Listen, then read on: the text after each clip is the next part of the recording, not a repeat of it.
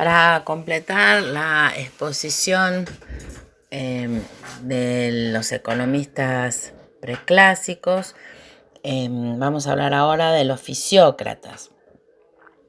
Ya volamos desde Inglaterra hacia Francia y también un poco después, porque ya vamos a entrar en el siglo XVIII, es decir, en los 1700.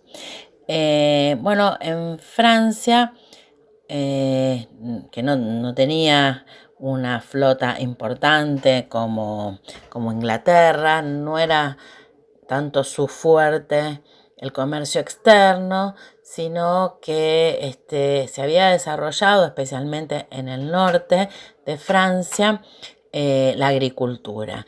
Y ya se podía apreciar en Francia, en el norte francés, formaciones de tipo capitalista.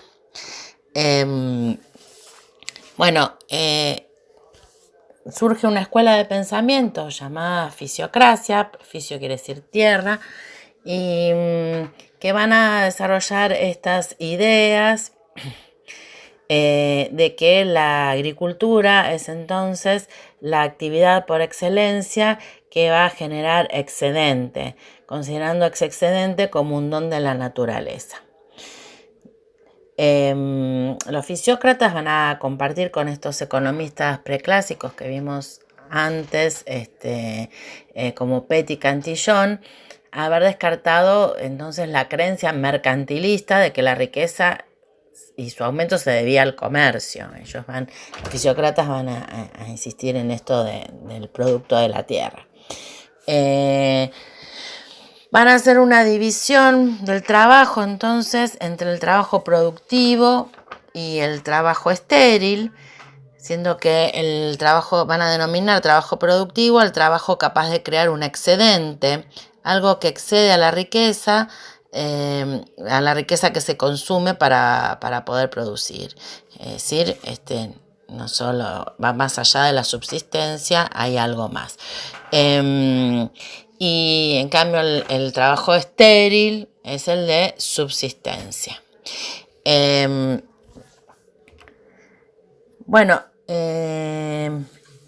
Llevaron a la esfera de la producción el poder de creación de la riqueza y del excedente, y el concepto de excedente que es susceptible de acumulación. Entonces se empieza a ver más claramente esta conformación del excedente hacia la formación de capital. Decíamos recién que coexistían en este momento en Francia distintos tipos de producciones que convivían. Algunos venían siendo remanentes del feudalismo, algunas de estas expresiones económicas. Estaban los campesinos libres que realizaban tareas de subsistencia, estaban dentro del feudalismo, pagaban derechos señoriales onerosos, o sea, le tenían que pagar el derecho para trabajar la tierra al dueño de la tierra, al señor feudal. La otra categoría, los de aparceros, que también eran de subsistencia y recibían un adelanto del terrateniente para poder comprar ganado y semillas. Aproximadamente, para quedarse después le tenían que entregar al señor feudal un 50% de la producción. Y por último estaban los arrendatarios capitalistas, de tipo capitalista, que se concentraban en el norte de Francia. Había una gran concentración de campos. Se pagaba una renta en dinero al propietario para obtener con el desarrollo productivo un beneficio. introdujeron métodos avanzados de cultivos. Decíamos recién que estos arrendatarios de tipo capitalista, porque se comienzan a ver las formas típicas del capitalismo, que es la mano de obra asalariada, el pago de una renta al dueño de la tierra y la obtención de un beneficio. Y entonces los fisiócratas van a señalar a la agricultura como la única actividad realmente productiva. Van a decir que en la agricultura es donde se ve más fácilmente la diferencia entre los bienes producidos y los bienes consumidos, la cantidad de alimentos que el trabajador consume más lo que se usa como semilla es menos en general que lo que se obtiene de la tierra, ¿sí? Entonces, ese excedente, o sea, después de guardar una parte en semillas para poder reponer la producción y de consumir los bienes, hay todavía un excedente que no es atribuible a la productividad del trabajo, no se van a meter con eso, sino que es debido a la naturaleza. Hay un orden natural, social y además establecido por Dios. Y entonces lo atribuyen a este orden natural, es la generación de este excedente. Era evidente que la naturaleza daba más de lo que sembraba el hombre. Bueno, los fisiócratas van a ser la primera escuela de pensadores economistas que emplearon métodos científicos de aislamiento y abstracción. Bueno, es la época de las monarquías absolutas, así que el principio político que van a sustentar es el despotismo legal, es decir, un monarca absoluto que gobierne según las leyes naturales, porque consideraban que la división de poderes era un peligro para la sociedad, que se tornaban ingobernables. En el plano económico, el orden natural es el liberal, es decir, dejar pasar el libre comercio. Están en contra de los monopolios, como habíamos hablado, de los que habíamos hablado anteriormente. Entonces, una libertad de comercio. El orden natural será concebido como liberal. En la medida que cada uno busque la situación que le resulte más conveniente sin perjudicar a los demás, obtendremos el mejor de los mundos posibles. Laissez-faire, laissez-passer, decían estos franceses.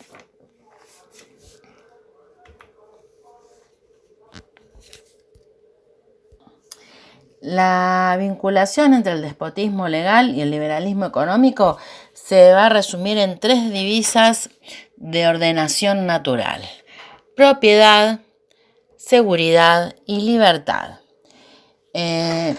La seguridad de propiedad es el fundamento esencial del orden económico de la sociedad, decía Quesnay, uno de los principales representantes de esta escuela.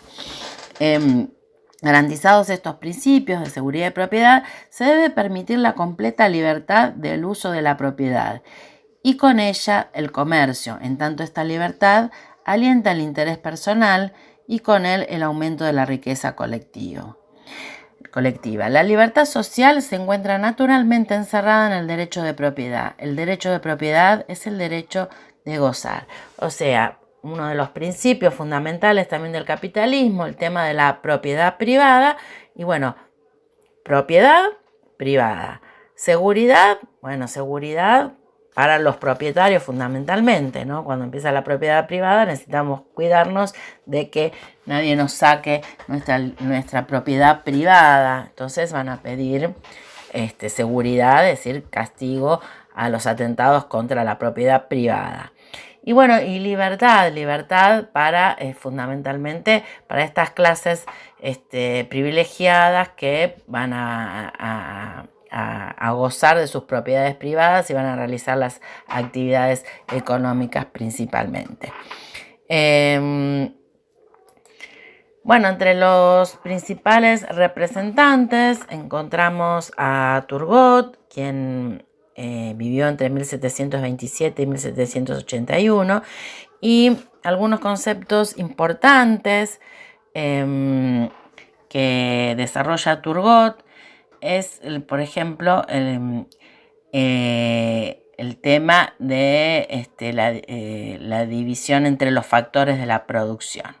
Los propietarios, dice, se diferencian de los agricultores cuando toda la tierra disponible ha pasado a ser de propiedad privada. Los que no posean tierras se convertirán en trabajadores asalariados de la industria o de los propietarios de la tierra.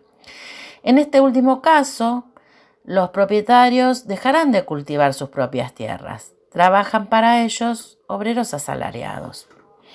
Entonces está hablando Turgot de algunos principios capitalistas. Habla también de una justaposición de capital y trabajo en la producción agrícola, porque está estos contrarios del salario, estos intereses contrarios entre el salario y las ganancias. Entonces va a explicar Turgot que el salario del trabajador será determinado por la cantidad de subsistencia que necesita, pero la generosidad de la naturaleza le dará más que eso. El excedente será la renta del propietario. Con esta renta se lleva a cabo la acumulación. El capital está creado. Así que bueno, es uno de los primeros autores que va a hablar de la conformación del capital y de esta división entre los asalariados y los capitalistas. Bueno, ellos sostenían que la agricultura era la única que podía generar excedente, entonces también de aquí van a surgir recomendaciones políticas, ¿no? Las medidas mercantilistas del ministro Colbert, dirigidas a fomentar la industria en Francia, eran inútiles y con ellas, contra ellas, lanzaron los fisiócratas su grito de guerra, que era famoso, que todavía hoy se emplea para hablar del liberalismo económico, laissez-faire, laissez-passer. Otro de los importantes autores, quizás el más importante, era François Quesnay, que en 1758 publicó Le Tableau économique, o sea, la tabla económica, y casi es lo más importante de la teoría fisiocrática, la circulación del producto neto entre las diferentes clases sociales. Quesnay era el médico de la corte y bueno, era los médicos eran uno de los pocos intelectuales de la época, y va a ser quien va, en base a su idea de la circulación de la sangre por el cuerpo humano, va a desarrollar este ejemplo de circulación de la riqueza o del producto neto, como él la llamaba, entre las diferentes clases sociales. Esto se utiliza hoy en día, vimos un esquema muy reducido, muy básico en la primera clase, de intercambio de la riqueza entre las familias y las empresas. Bueno, esto es parte de la idea de Quesnay. Quesnay va a definir 3 clases sociales económicas, que es la clase propietaria, que son los dueños de la tierra, la clase productiva, que son quienes se dedican a la producción agrícola, y va a llamar clase estéril a la industria. ¿Por qué la llama estéril? Porque va a decir que en realidad la industria lo que hace es transformar algunos bienes en otro tipo de bienes, pero para Quesnay la industria no genera excedente. Para entender un poco más acabadamente la idea de Quesnay, vamos a proponerles un ejemplo numérico. En un ciclo productivo que al inicio de este ciclo productivo, que puede ser un año, ¿no? En este ciclo económico, vamos a ver el intercambio entre las 3 clases, la clase productiva, la clase propietaria y la clase estéril. Supongamos que al inicio de este ciclo la clase propietaria cuenta con la propiedad de las tierras, mientras que la clase productiva supongamos que tienen 3.000 unidades de alimentos, 2.000 unidades de materias primas y 2.000 unidades monetarias. Mientras que la industria o clase estéril va a tener 2.000 unidades de manufacturas, que es lo que producen lo que produce esa clase. Bueno, el primer movimiento de circulación de la riqueza se va a dar entre la clase productiva y la clase propietaria, porque ¿qué es lo primero que tiene que hacer la clase productiva? Alquilar las tierras para poder realizar el proceso productivo.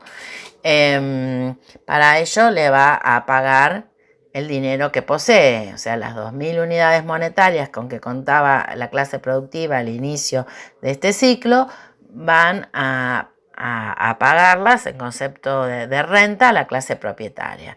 La clase propietaria ahora va a tener 2.000 unidades monetarias, pero la clase productiva se queda sin dinero.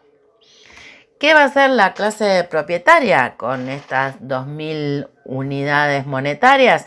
Bueno, va a comprar lo necesario para su vida, es decir, la subsistencia y bueno, una subsistencia cómoda. Va a comprar bienes como los alimentos, pero además van a comprar manufacturas, es decir, vestimenta, telas, utensilios, vajillas, muebles, etcétera, etcétera, ¿no? Son los bienes manufacturados. Entonces, le va a pagar sus 1.000 unidades monetarias a la clase productiva para comprarle 1.000 unidades de alimentos, y a la clase estéril le va a comprar 1.000 unidades de manufacturas, también a cambio de 1.000 unidades monetarias. Así que esas 2.000 unidades monetarias, 1.000 vuelven a la clase productiva y 1.000 van a ir a parar a la industria.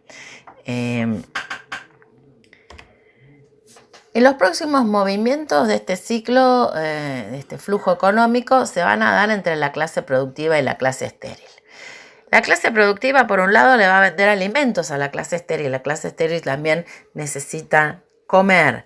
Entonces, va a haber un intercambio de 1.000 unidades de alimentos que van a parar a la posesión de la clase estéril, quien le va a pagar con 1.000 unidades monetarias. O sea, la clase productiva ahora recupera 1.000 unidades monetarias más. 1.000 tenía por la venta de alimentos a la clase terrateniente, y ahora otros 1.000 por la venta de los alimentos a la clase estéril. Se va a quedar solamente con 1.000 unidades de alimentos, 1.000 le vendió a los terratenientes, 1.000 a la clase estéril, pero recupera las 2.000 unidades monetarias.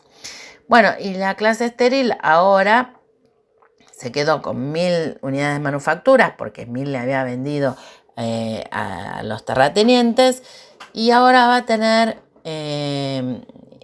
también 1.000 unidades de alimentos, pero se quedó por lo pronto sin dinero.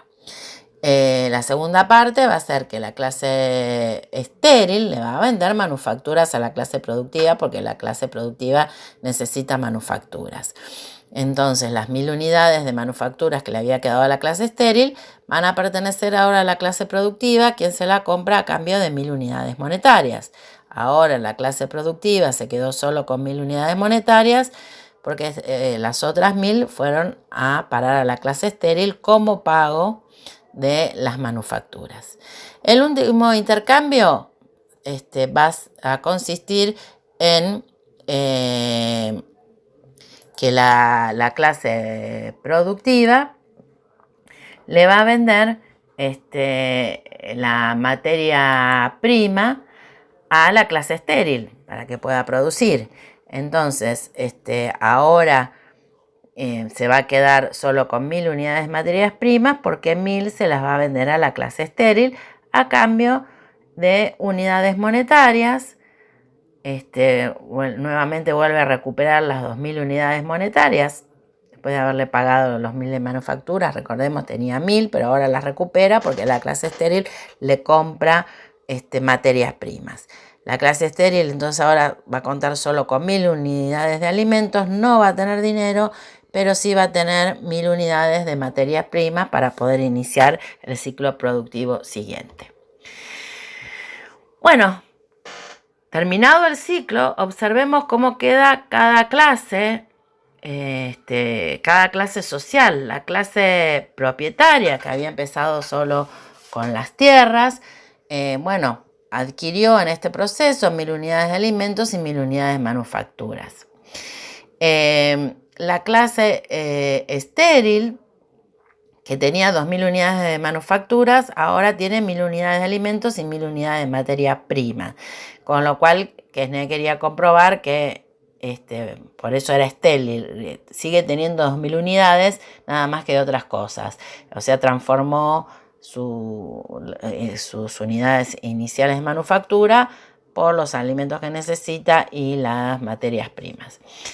Bueno, y la clase productiva entonces termina este ciclo con 1.000 unidades de alimentos que va a ser para su consumo propio, 1.000 unidades de manufacturas que también necesita para su consumo propio, 1.000 unidades de materias primas que necesita para iniciar el próximo ciclo productivo y las 2.000 unidades monetarias que también necesita para pagarle la renta a la clase propietaria. ¿Qué quería demostrar entonces Quesnay? Que la clase productiva es la que mantiene al resto de las clases sociales, porque como pudimos ver, es quien paga la renta para la supervivencia de los terratenientes, que obtienen el dinero a través de la clase productiva, son quienes producen los alimentos para todos, ¿sí? Porque recordemos que es la que le venden las unidades de alimento a la clase terrateniente, a la clase estéril, y se quedan con alimentos para ellos también. Y además quienes producen la materia prima para todas las actividades productivas, para la agrícola, pero también para la industria. De esta manera me demuestra en este ejemplo que el excedente proviene claramente de la clase productiva de la actividad agrícola. Con estas 1.000 unidades de materia prima que termina el ciclo, la clase productiva va a producir con esas semillas, digamos, 3.000 unidades de alimentos, que son las que se necesitan en total, 1.000 para cada clase social. Y además las 2.000 unidades de materia prima, porque necesitan 1.000 el campo y 1.000 la industria.